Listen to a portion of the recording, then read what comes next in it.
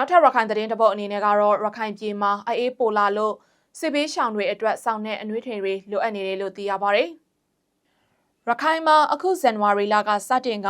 အေးပိုလာနေတာဖြစ်တယ်လို့ဒေသခံတွေကပြောပါတယ်။အထူးသဖြင့်အိုးအိမ်ဆွန့်ခွာထွက်ပြေးတိမ်းရှောင်လာကြရတဲ့စစ်ဘေးရှောင်တွေမှာအမိုးအကာတွေမပြည့်စုံသလိုစောင့်တဲ့အနှွေးထည်တွေလုံလောက်မှုမရှိလို့အေးတံကိုပိုပြီးခန်းစားနေကြရတယ်လို့ဆိုပါတယ်။ဒါအပြင်အလောက်ကင်ရှားပါမှုနဲ့ကုန်စည်နှုန်းကြီးမြင့်မှုတွေကြောင့်စောင့်တဲ့အနှွေးထည်ဝေယူဖို့အခက်အခဲတွေကြောင့်အခြေခံလူဒန်းစားတွေနဲ့စစ်ဘေးရှောင်တွေဟာအေးတံကိုအန်တုနေကြရတာပါ။အထူးသဖြင့်တက်ကြီးရွယ်အိုတွေကိုဝန်ဆောင်တွေနဲ့ကလေးငယ်တွေအတွက်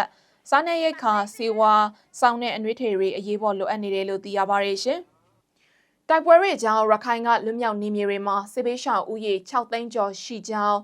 လူသားချင်းစာနာထောက်ထားရေးနဲ့ဖွံ့ဖြိုးရေးဆိုင်ရာပူးပေါင်းဆောင်ရွက်ရေးယုံ HDCO ရဲ့2025ခုနှစ်အတွင်းကထုတ်ပြန်ချက်တွေအရသိရပါတယ်။